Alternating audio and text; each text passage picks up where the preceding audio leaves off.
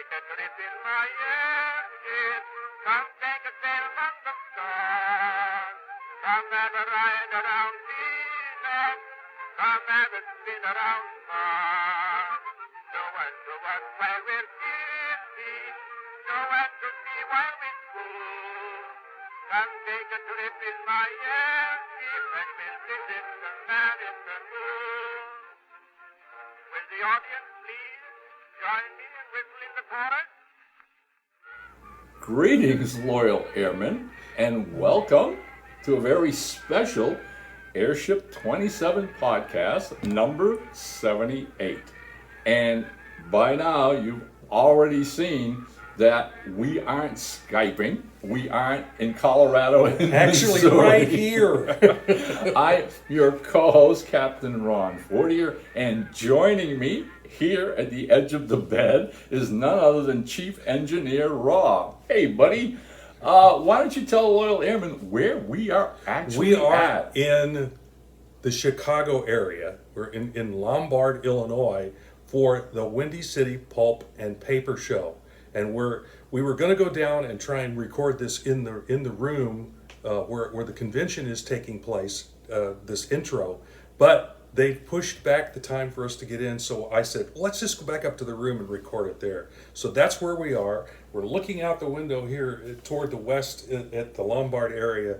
And It's a beautiful sunny day out here in Lombard. And hey, look, I hope we're going to see a lot of you later today. Right? The show opened up yesterday.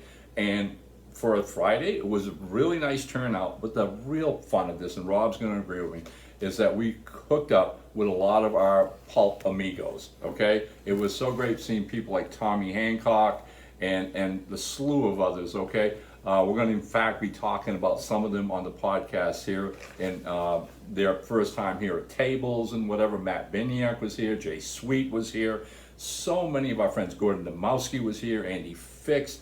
We had a blast. It was awesome. And we keep telling you people, if you ever have a chance to get to one of these pulp shows, take advantage, all right? We missed this last year. Get in the car, get in the plane, go and come to one of these. They're Come a and lot have of fun. fun with and us. half the fun is after the show is over, sitting around and talking pulps and comics and all kinds of stuff with the people that we know. We went to a burger joint. And we sat there and monopolized like 8 chairs. And, well, we had 10 of us there. Yeah, So yeah. 5 at one table, 5 at We the other. took the place over. Yeah, we had a blast. Okay, so now, coming to you from the heart of the Westin Hotel down in deep old Lombard, Illinois, Rob's bad joke of the month. Okay, here we go. The old Native American and a $500 loan. An old Native American man has a need to borrow $500. So he goes to his local bank and asks to speak with the loans officer. The banker welcomes him and then says a loan application form must be completed. So he takes a loan application form from his desk drawer and begins to question the old man. So, what are you going to do with the money? He asks the man. Buy some silver, make some jewelry, then sell it, the man responded. And what have you got for collateral? Asked the banker. Don't know collateral, replied the old man. Well, that's something of value that you provide us to cover the cost of the loan if you fail to repay, said the banker. For instance, have you got any vehicles? Yes, a 1979 Chevy pickup, replied the old man. The banker shook his head. No, that won't do, I'm afraid. How about livestock? Yes, I have a horse, replied the old man. How old is it? Replied the banker. Don't know. It has no teeth, replies the old man. The conversation went on like this for a while, but eventually the banker decides to grant the $500 loan to the old man. Several weeks later, the man returns to the bank. He pulls out a large roll of $100 bills from his pocket. Here to pay, he says. He then hands the banker 5 $100 bills to repay his loan. Business has been good, I see, says the banker. What are you going to do with the rest of that money? Keep it close to me, the old man responded. Why don't you just deposit it in my bank? The banker inquired. Don't know deposit, the old man responded. Well, you just put the money in our bank and we take care of it for you. Whenever you want to use it, you can withdraw it, the banker responded. The old native man leans across the desk, looks the banker in the eye and asks, what you got for collateral.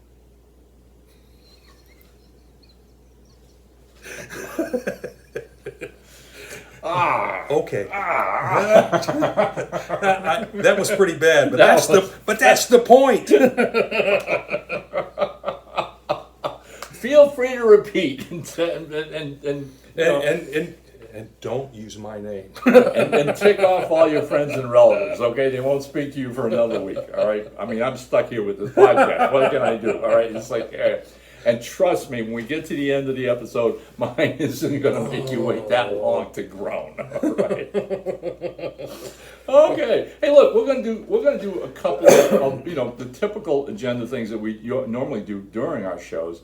But at the same time, we're going to talk a little bit more about the con and our experiences yesterday and who was here. We're just going to, play it by ad lib. Rob actually took some videos yesterday of the show. A couple of little short clips just to see how it would work. Right. So I'll intersperse that all in. Right. There's a possibility he's going to edit that into the podcast. So it's going to be, a treat for you who've never been to the show, and you'll get to see a firsthand look at what goes on at these pulp events. That's just so much fun. But right now, hey, look, we did actually get a book out since our last show, which was well over a month ago. We skipped August, obvious first time in our recording history, only because, I just come back from surgery. Rob had gone to Planet Comic-Con, and probably get him to talk a little bit about that as we go along. But the kicker is, it was just way too fast a month. There wasn't enough time, and we were packing to come here. A lot going on. Right. So we just bit the bullet and said, hey, it's not going to be a show in August, but we will jump in full tilt with September. And that's when Rob, and not only Rob, but my wife Valerie at the same time had the same idea: why don't you guys do this show while you're in Lombard? So hey, we embrace it. Here we are, and we hope you're really getting a kick out of this. Okay. So now, released since the last show was Flat Iron Death Grip, all right? A fantasy novel by our charming Peggy Chambers, in which a New York beautician dons a mask and at night becomes a street vigilante. She ends up actually battling werewolves and vampires. This one's a lot of wild adventure. It was illustrated by a teenage girl named Gabrielle Sands, who lives in Fort Collins, is a friend of mine, and actually took one of my writing classes. A very, very talented writer-artist. This is her first work for Airship 27. Rob was kind enough to mentor her through the project, and it came out looking great. All right? And then we got Ted Hammond to do the cover. And Ted's a Canadian artist. He's done many covers for us and never once disappointed. The guy is brilliant as an artist. Phenomenal. So the book is out. Peggy's thrilled and delighted with it. So is Gabriella and everybody. We hope you'll check it out. It's at Amazon as ever, and also available in Kindle. So Flat Iron Death Grip. If Rob posts the cover at the end of the video, you'll see what we're talking about as far as Ted's piece. It's gorgeous. All right. Okay. So what's coming next? Okay. As usual, the disclaimer here to start with. We're going to list these in no particular order. We don't know exactly which one will come next. It's just like always. It's a chance. Every piece comes together, then we throw the book out there, and we don't know what's going to come at when. We have no deadlines for any writers or any artists, so it comes together when it comes together. And again, that's why we only had one book out last month. Next month we may have 3 or 4. Who knows? But that's the way it goes. But in line are, to start with, The Great Chicago Fire Conspiracy. This is by George Takei. Interiors by Gary Cato, and a cover by Chris Rodding. Now this one, we got to meet, we saw George Takei yesterday on Friday here, and he's beside himself. Now he also had a story in the last Sherlock Holmes Consulting Detective, but he's dancing around like a crazy man because he's finally gotten published, and he's excited about this. He's really excited about this book. Ron showed him the cover, and he went crazy. Yeah. So, and I'll let Ron talk a little bit more about the book. Well, I mean, the idea here is again, we mentioned this book to you before. George came to us with this really phenomenal concept that John Wilkes Booth, the assassin of Abraham Lincoln, actually didn't die in that Virginia barn. It was somebody else, and they covered it up because he got away.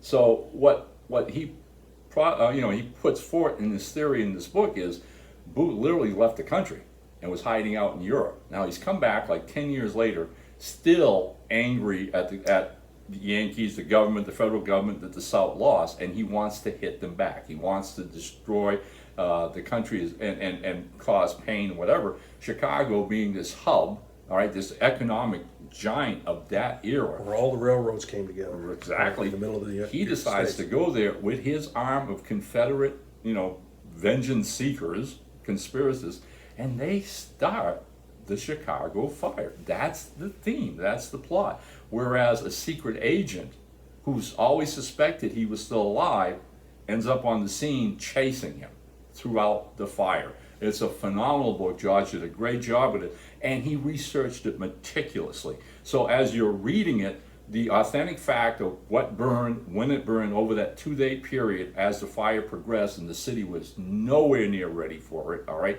is all explained in George's novel. It's a great read. We hope you'll enjoy it, all right. Gary Carter did an amazing job with the interior illustrations, and Chris Rowding turned in such a gorgeous cover. So again, we're talking, George was going to be at the show. He's already signed up to be on a panel tomorrow on New Pulp Sunday. Several of our new creators out here are going to be on panels for the first time, which has got us thrilled and happy. So George shows up at the end of the day. He worked yesterday. He's a substitute teacher. And he shows up about a half hour before we close up. We were tickled pink because he got to join us for dinner in this group, setting at the burger joint that we talked about. But the thing is, 2 or 3 days before coming, I had thought about it and said, well, George is going to be there. George is excited. The book's coming out. That we're, hopefully within a couple weeks, we'll have it out on sale on Amazon. But I said, you know what? I'm gonna amp that energy level. And so I actually sent him a copy of the finished cover with Rob's logo and his name on it over Chris Rowding's beautiful painting. And George flipped out. Now, I gave him the caveat, you can't make this public. We don't put this out for people to see until the book's actually on sale on Amazon. And he walks up to our table, and he's right, he's flying. He's like levitating. He's levitating. He's levitating. He's like, he really my is. wife went crazy, the kids, everybody, thank you so much, thank you so much. And he is like, he's wound for sound. And believe me, as creators who we remember first times we were published, holding that first book in your hand, man, there's nothing like that. Seeing your name on the credits, all of that. So so hey, it's a really great book by a really talented, and really great guy. That should come together pretty quickly here in the next week or so. It may be the next one, but like I said, something else may pop up and come out. But this one is likely to be the very next thing that we'll have out. Right. So we have to add this little bit of which again is the way life twists and turns on itself, right? The book is finished. Rob does the PDF and assembles it. Now his next question to me is, who's going to proofread this? Yep. Okay, we always have a proofreader first after I'm done with it. And then after the proofreader's made his corrections, the author gets to look at it, being the last person to see the book before it goes to publication. So I'm thinking, well, who haven't we tapped recently? And I know, professional editor Jonathan J. Sweet. Okay, so we go to Jay, right, 2 days before the convention, and Jay gets back to us and goes, sure, send me the PDF, but he said, I won't be able to touch it until after Windy City because I'm going to Windy City. And that got me thinking, so I go back. Jay are on the same panel tomorrow. So I had told George, the guy proofreading your book is going to be sitting right next to you. You can say hi and whatever. So hey, that's the way these things happen. Okay, so now what's going to happen after the Great Chicago Fire? What's next in line? Is a sword and sorcery novel called Dragon Throat. All right, The Chronicles of Altiva. It's by Teal James Glenn. And the interiors were done by Chris and I. Beautiful pieces as ever. And we've gotten Michael Youngblood to do the cover. Now, there's a story behind that, and I'll leave it to Rob if he wants to share it. Or this is your bailiwick. You can say yes or no. But I'm gonna take this one on because originally Chris Nye, the interior illustrator, he was going to be doing the cover too. So, but he right at the last minute, just as he was finishing up the last illustration, he got a gig drawing a comic book, a graphic novel. And so he says, I want to do this cover, but I've got this other gig I've got to do. And as we always tell our creators, if you get a paying gig, go for it. So Ron comes to me, because he's the one that found out about it, comes to me and goes, "Hey, Rob, can you do this cover?" And I'm going, okay, I haven't read the book. I don't know that much about it. So he has it, and I'm going, does Chris have any sketches or anything? And Ron says, I don't know, let me check. So he checks with Chris. Chris hadn't actually done a sketch or drawing or anything. So Ron sends me back this picture of what he wants for the cover. And I'm going, okay. And then he tells me what he wants. So I struggle, and I mean I struggled for about 24 hours and just could not get the right feel for it. I couldn't make myself happy. So, and if I'm not happy with it, I know nobody else is going to be happy with it. So I had to, that night, I go, and a lot of times when this happens, when I've got a job like this to do, what I'll do is I'll come up with something completely different, a completely different layout for it. So I did that. I did a sketch of what I thought might work for me. And I sent it back to Ron. He goes, "Nah, that's not going to work. That's not what it's going to do." So I came back and I said, "Well, I can't seem to crack this one. I'm going to have to throw in the towel and hand it back to you and see if you can find somebody else. Sorry." If anybody who knows me knows that was really tough for me to do, is to say no. I think it's the first time since we started Airship 27 that you and I have run into that wall. Yeah, and what you have it happens. Right, and what you have to understand going ahead of time is like don't get the idea like geez, why couldn't 40 have been? All right, when Rob said I can't put my head around this. Try to understand that as we were wrapping up the actual interior illustrations, we had agreed that Chris was going to do the cover. Mm-hmm. And so Chris came to me and said, "Do you have an idea for the cover?" At which point I had to start thinking of the book, the illustrations, what was going on, and I got this scene from the book. And I realized this is what needed to be on the cover of this particular book. So I wrote Chris, and I sent him some suggestive art pieces, all right, that fit that concept. And Chris went with it. Chris was like, "Yeah, I get where you're going." He'd read the book. Well, he's read the book. Right. That's part of the problem. And so he said, "Yep, that's what we're going to do." Okay, all well and good until he writes a week later, I can't do the cover, and he's gone without doing any sketches or whatever. Well, in the interim, I had locked into my mind what that cover would look like. And so I, tried to get it across to Rob, but it was something that Rob couldn't wrap his mind around. Right. Okay? Because I hadn't read, and the problem is, I always read the book when I illustrate it or I do the cover. I've read the book. I've read what's in the book. And in this particular case, I didn't think we had time for that. So I didn't actually read it. So I didn't get the whole feel for it, and couldn't get the feel right in the image that I was trying to do. Couldn't satisfy myself. So handed it back to him. So when I saw what Rob had sketched, it's a great sketch. Don't get me wrong, it's a great sketch, and it probably would have made a good cover. Just not for this book. Right, not for this book. It was I wanted that image that Chris was going to do. So understanding that, got back to Rob and said, "Okay, hey, thanks. Look, we'll find somebody else who can work with this, what my concept and idea was." Mm-hmm. But at the same time, I have to add, in working up his sketches, this is an alternate world adventure. And part of the sketch are alien creatures that they ride around in instead of horses. They're horse-like creatures. Yeah. So Rob had actually done a separate sketch of that beast. Because I wanted to make sure, and I got a hold of the author, and I wanted to make sure, because I went to that section where that it's described. Described in the book itself. I didn't read the whole book, but I read that one particular section, and I got the description of what that creature looked like. So I got with the writer of it, and I sent him this sketch saying, "Is this close? Is this what you're?" He was beside himself. He says, "That's perfect," but then I could not get it to work properly with the sketch, with the idea he had. So armed with Rob's sketch, the original images I'd find online, I then go to one of our regulars, all right, a guy named Michael Youngblood, who's done a Sherlock Holmes cover for us. He's done Mars McCoy for us, covers and whatever. Really, really great quality professional artist. And I went to Michael and explained the whole situation, set up, the scene I wanted, the images I found, and the sketch of Rob's beast.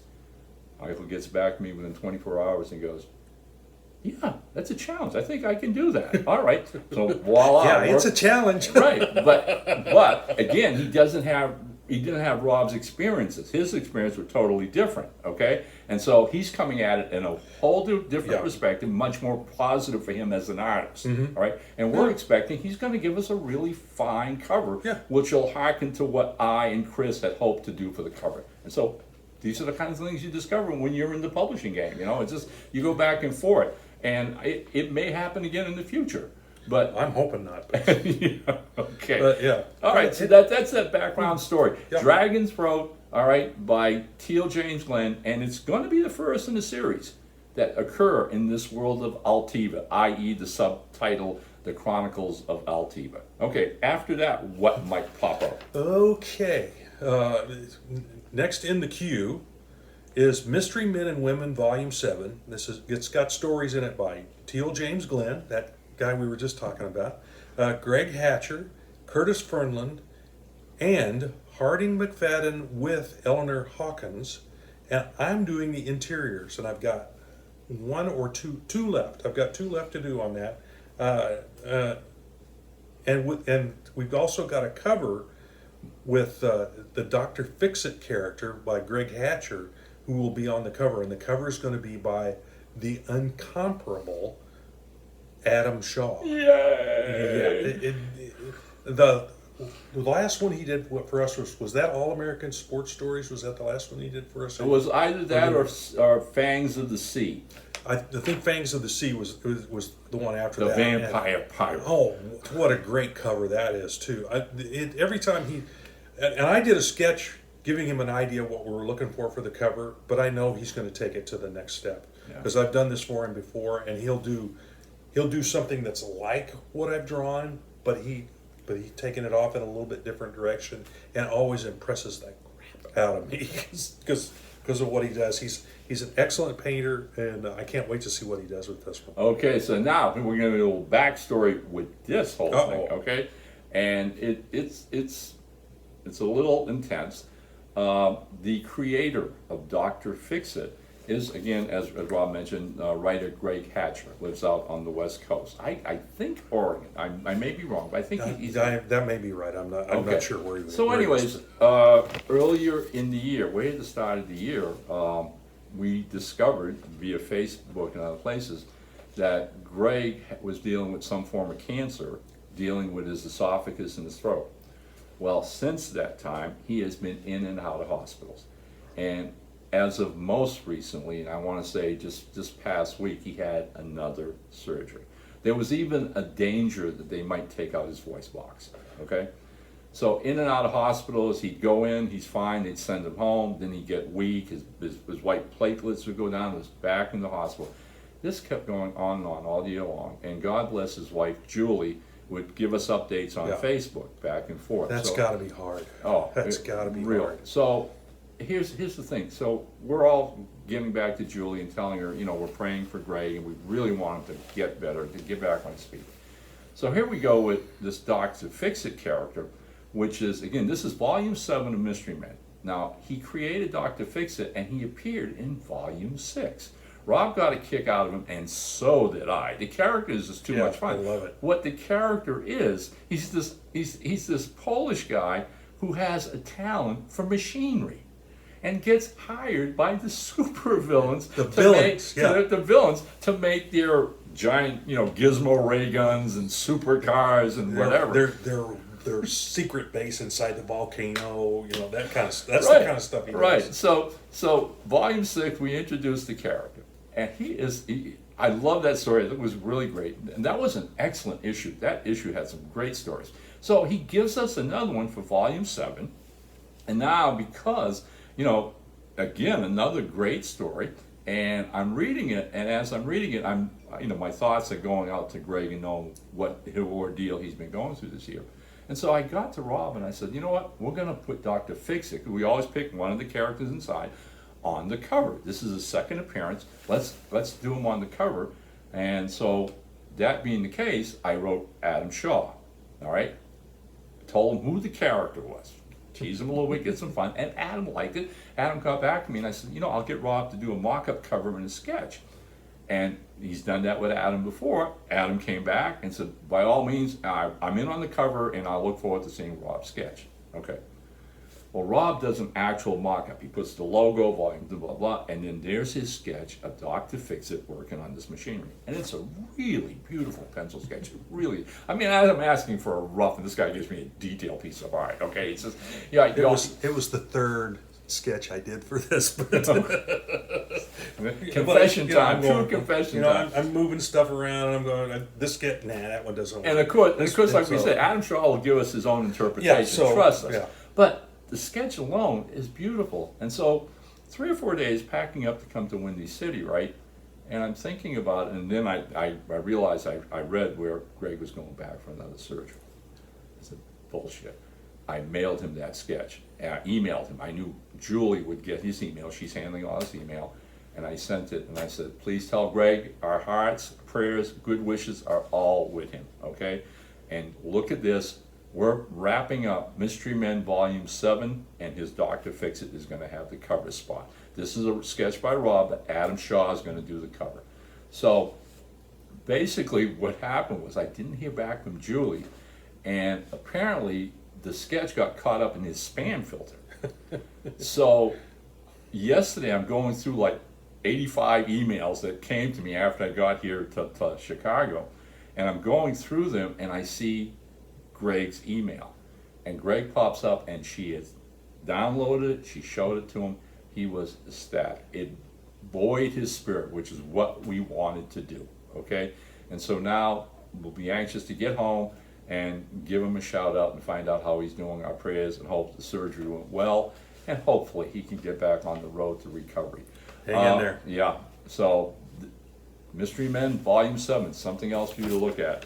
All right, now after that, a book that we've had on, in the queue for over a year now, all right? It's a series of short Western stories featuring a character called Marshall Horn of Talon's Crossing. And they were written by Tyler Offhammer, a young new pulp writer who's done a few things in the past that I've had the fun of reviewing, but not many. And he came to me with this concept and all these stories featuring this Western Marshal, I think out of, I'm trying to think, I think it's New Mexico where Talon's Crossing is located. They're very authentic and really good Westerns.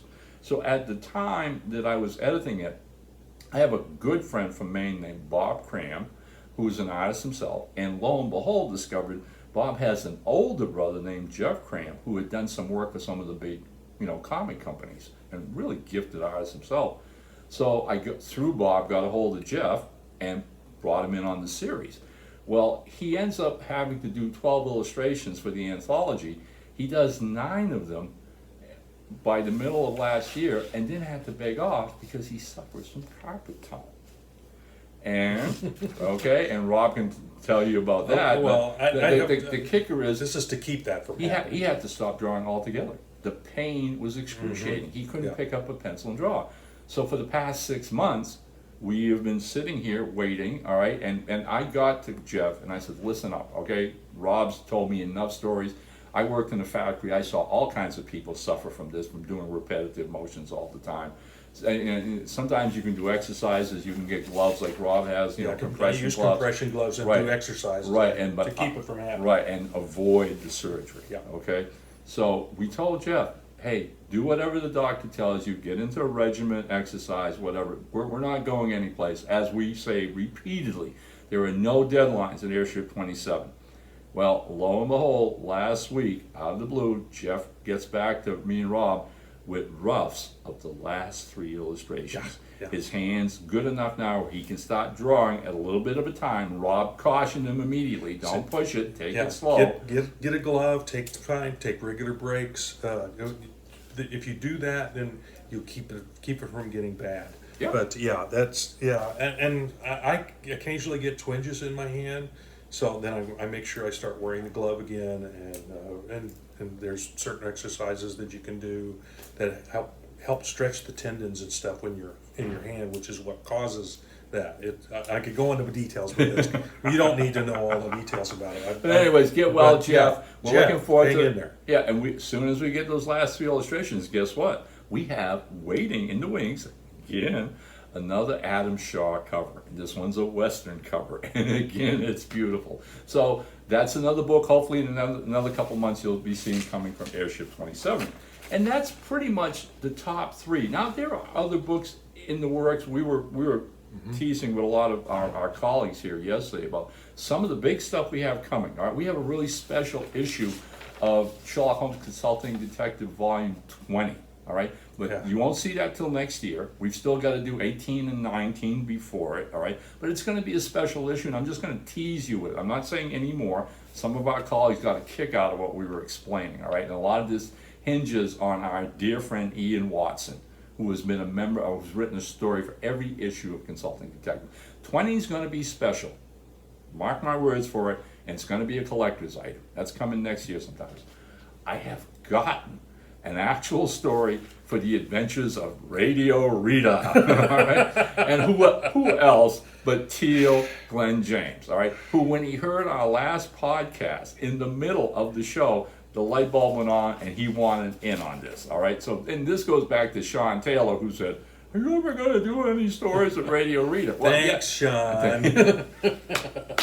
So basically, we've got in Teal's story. Now that leaves Gene Moyers, Mel Odom, and Samantha Leanhard. Okay, as the stories come in, they get priority in the book. Teal's will be the first story.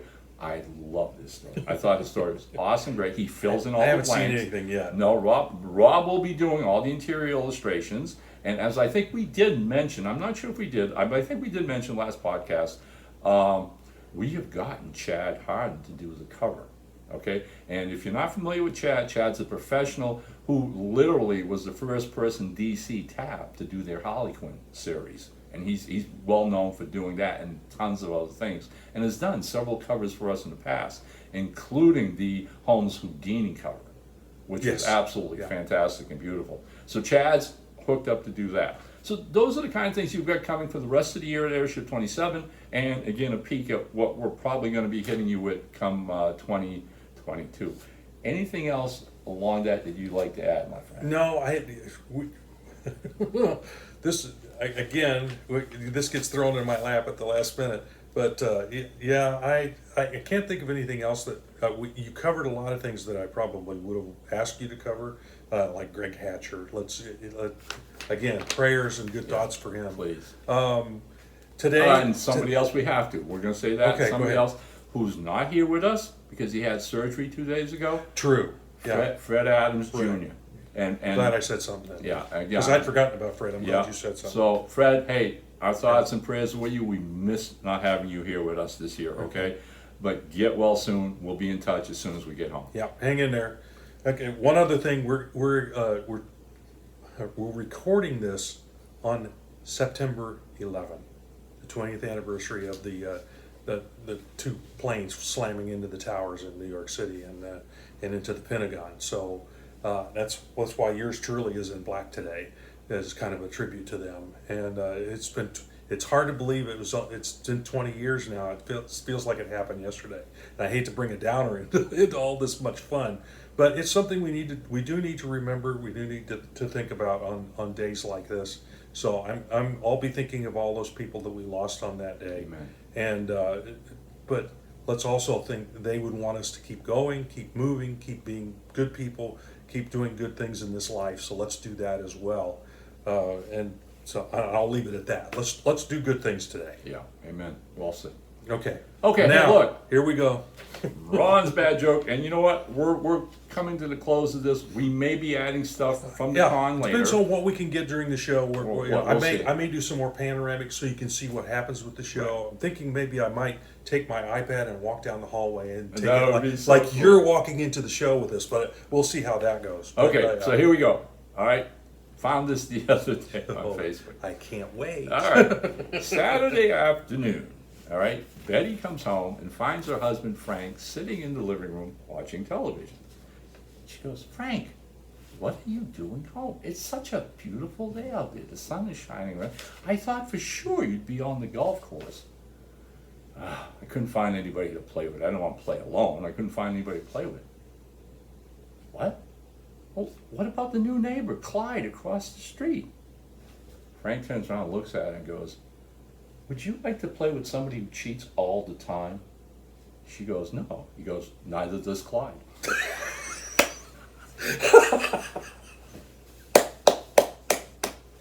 Okay. I have to say that was funnier than mine. But mine was a groaner. That's good. I like it. All right, hey, look. All right, we wasted 40 minutes, and who knows how many more we're gonna have. before we're done. But this was fun. This was a lot of fun, and if you guys enjoy it and you let us know in your comments, we'll be back. We'll be back at Windy City hopefully next year, and we will probably make this a habit. This was fun for us to do. Yeah. It's a good way to kick off the day and end the day at the con. So thanks for joining in. Rob, you say so long. Yep. This is Chief Engineer Rob Davis signing off. And Captain Ron, as always, says, down ship.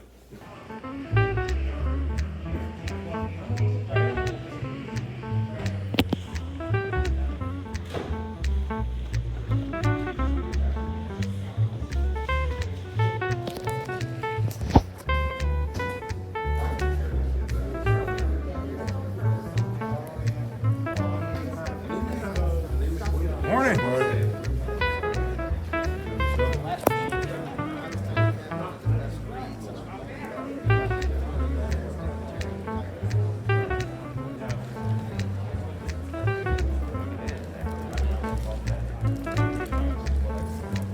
Morning. Morning. How you doing? Pretty good. But it was always, oh, hey, there's Rob Davis. Back again with that thing. This is the Airship 27 online podcast. Tommy Hancock, Aubrey, his sidekick. All right, Stevens. And of course, David over there. Say hi, Dave. Hey, Dave. I think we're recording. We're going to edit this into the overall podcast. We did the major feature this morning in our hotel room. You're going to edit this then? Yeah, this will be. Booger. Thank Down- you.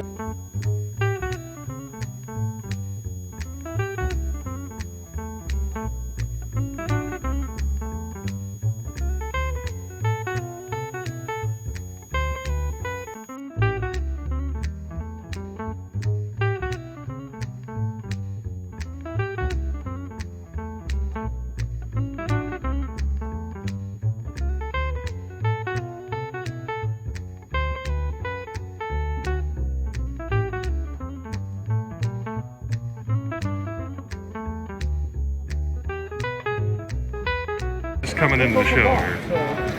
I'm going to everybody look on. Yeah, me too, yeah.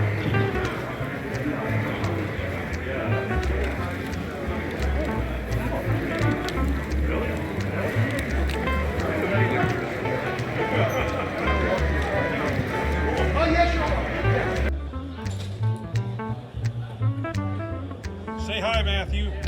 Hi to all the Airship 27 viewers. Podcast. Check out this table. Okay.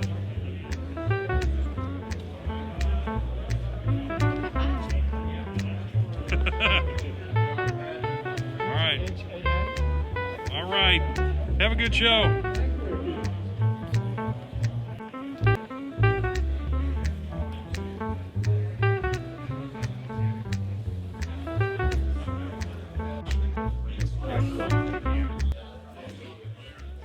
And there's Jay Sleet. Hey, Rob. What's up? What do we got going on here? Over here, we've got my newest book, Book 2 of the Adventures of the Red Jackal. Cool. Ghost of the Jackal. And my 2 nonfiction guides to Pulp Fiction as well. Very cool. Just wandering around the show, seeing where everybody is. Gonna edit this into the podcast so you'll get some kudos from fans, we hope.